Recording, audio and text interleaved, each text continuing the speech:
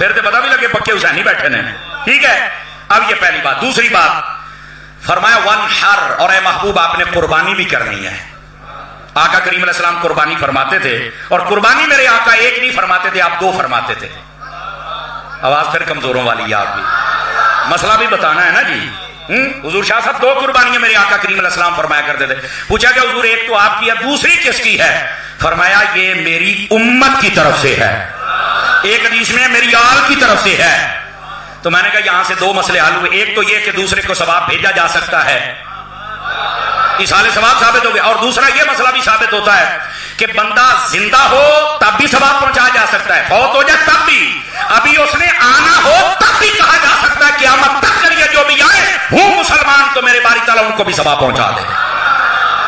یہ دوسرا مسئلہ. اور تیسرا مسئلہ یہ بھی ثابت ہوا کہ جانور بندہ خود خریدے, اس کو ذبح اللہ کے نام پہ کرے تو کسی کو بھی ثواب پہنچایا جا سکتا ہے. یہ کی مطلب ہے؟ میں نے کہا مطلب یہ کہ جب ہم بکرا لے کے 11ویں شریف پہ ذبح کرتے ہیں یا کٹا, تو کئی کہتے ہیں غیر اللہ کا نام آ گیا, تم نے کہا غوث پاک کا بکرا ہے تو لہذا یہ حرام ہو گیا ہے. تو میں نے کہا نبی پاک نے تو ساری امت کا بکرا کیتا سی, وچے غوث وچے کتب وچے تو وچے میں. آواز کمزوروں والی آپ حضرات کی, وچے سارے تے بکرا پھر حلال رہا ہے. نہیں توجہ فرمائی آپ حضرات نے, کر کون رہے ہیں میرے آقا کریم. اور نہیں مولانا صاحب یہ گل ہو رہے, میں کہا کٹ کیڑی ہے, تینوں میں بھی مسئلہ سمجھاواں.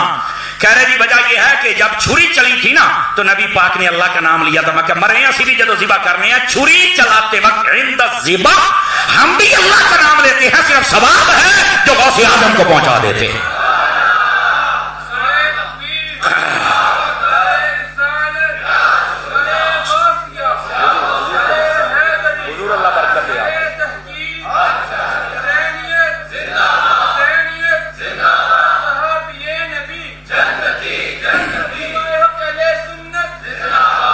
توجہ ہے حضرات گرامی کے کوئی نہیں ہے, ساتھ میں مسلک اور عقیدہ یہ بھی سیکھا کریں. یہ چونکہ جزاک اللہ, اللہ آپ کو برکت دے, یہ اس سٹیج کا حسن ہے نا, تو اس واسطے یہ بھی سنا کریں. غیر اللہ کا نام اتنے جنے سن سارے آ گیا, پھر بھی وہ حلال رہا ہے.